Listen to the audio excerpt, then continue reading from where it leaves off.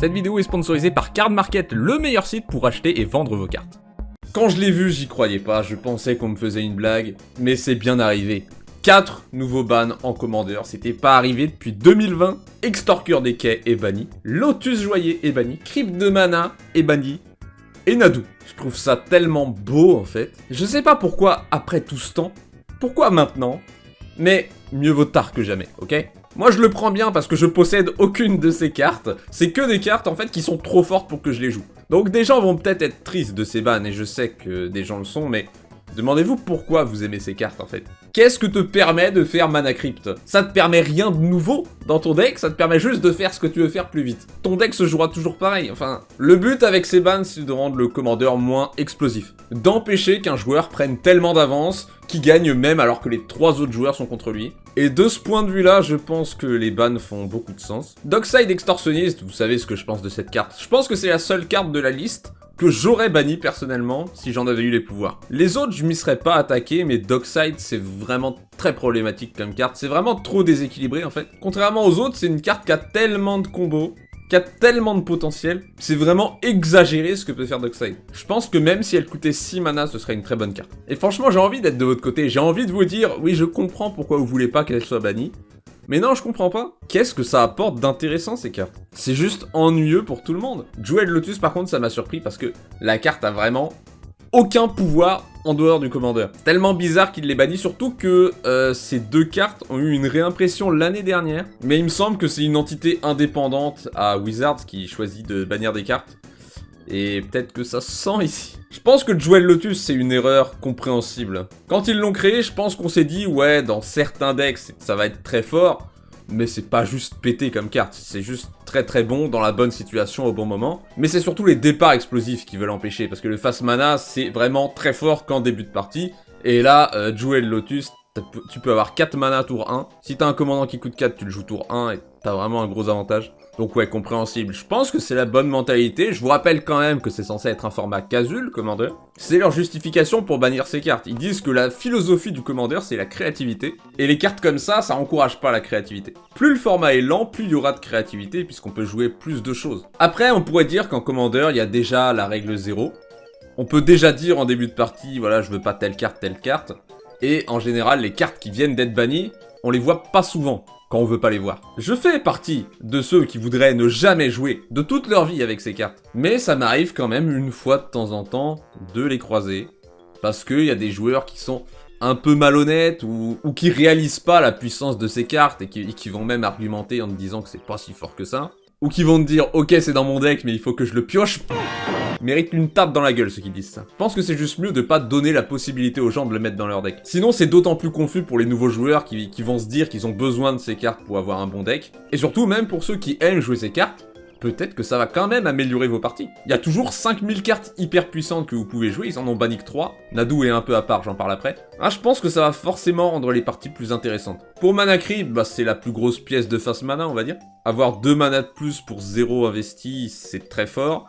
Ceci dit, c'est pas la seule pièce de fast mana, ils auraient pu tout bannir d'un coup, mais là ça aurait vraiment râlé. Je dirais que c'est un bon début, ça fait pas de mal. Et vous vous direz peut-être, mais pourquoi Mana Crypt et pas Sol Ring ? Sol Ring, ils en parlent justement. Ils évoquent une raison pour pas bannir Sol Ring, c'est que premièrement, c'est pas grave de temps en temps avoir un départ explosif. Le problème c'est que si t'as Sol Ring et Mana Crypt dans ton deck, ça double la probabilité d'un départ explosif. Donc si t'en bannis un des deux, tu divises par 2 le nombre de fois où il y aura un départ explosif dans une partie. Si c'est moins fréquent, c'est plus amusant. Aussi, ils disent que Sol Ring c'est un peu le symbole du format et ils veulent pas le bannir. Faut quand même dire que Sol Ring est réimprimé dans tous les préconstruits, donc s'ils bannissent Sol Ring, ça fait que tous les préconstruits deviennent bannis, ce qui une fois de plus serait très embêtant pour les nouveaux joueurs qui souvent achètent un préconstruit pour commencer le commandeur, et si le deck que tu achètes contient une carte bannie, après c'est arrivé dans Magic que des cartes de préconstruits soient bannies. Par exemple, en Pionnier, ils avaient banni Itération Expressive, mais ils l'avaient imprimé dans un préconstruit il y a pas longtemps.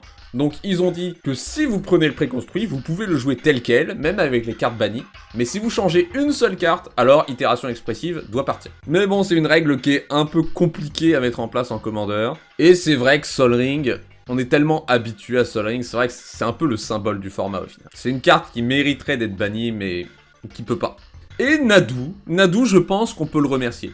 Parce que je pense que c'est grâce à lui qu'on a eu une annonce de ban. En fait, je crois pas qu'ils auraient banni les 3 autres cartes s'il n'y avait pas eu Nadu. Enfin, pourquoi? Pourquoi maintenant? Je pense que Nadu leur a donné l'opportunité d'annoncer des bans, de rajouter des trucs parce qu'ils se sont dit, bah vas-y, puisqu'on va annoncer des bans, autant ne pas bannir que Nadu. Nadu, c'est donc un énorme échec, puisque c'est une carte sortie dans Modern Horizon, qui était designée pour le Commander, et qui est bannie en Modern et en Commander. Vraiment, une grosse erreur pour le coup. Personnellement, j'ai jamais croisé de Nadu en Commander. Ils ont l'air de dire que la carte est trop forte même en Commander, hein. Ils le bannissent pas juste parce que c'est une bonne carte. C'est très rare que des Commanders soient bannis. Ceci dit, la dernière fois qu'ils ont banni des cartes, il y avait Golos. Notable parce qu'on est beaucoup à penser qu'il méritait pas vraiment d'être banni. Nadu, apparemment, alors en plus d'être trop fort, il permet des combos non déterministes. Ce qui veut dire que c'est des combos qui vont durer très longtemps, que t'es obligé de faire jusqu'au bout, et t'es pas sûr que ça te mène quelque part. Ça rend son gameplay très chiant dans tous les formats, et en plus, ce qu'il fait est extrêmement fort.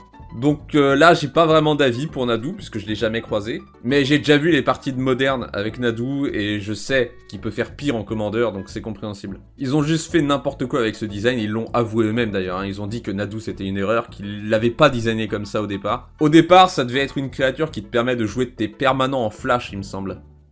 Donc rien à voir avec cet effet là. Voilà, ça c'était pour l'annonce de ban, et en même temps que les bans, ils ont annoncé un petit truc, c'est une future discussion sur les cartes de bord argenté.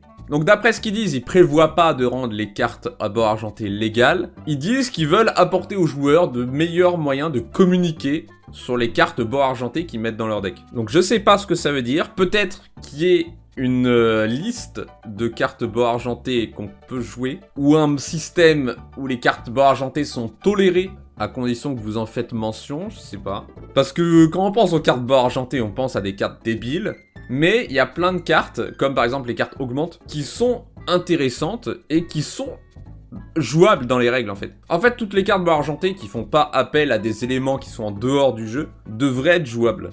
Donc je sais pas du tout où est-ce qu'ils veulent en venir avec ça.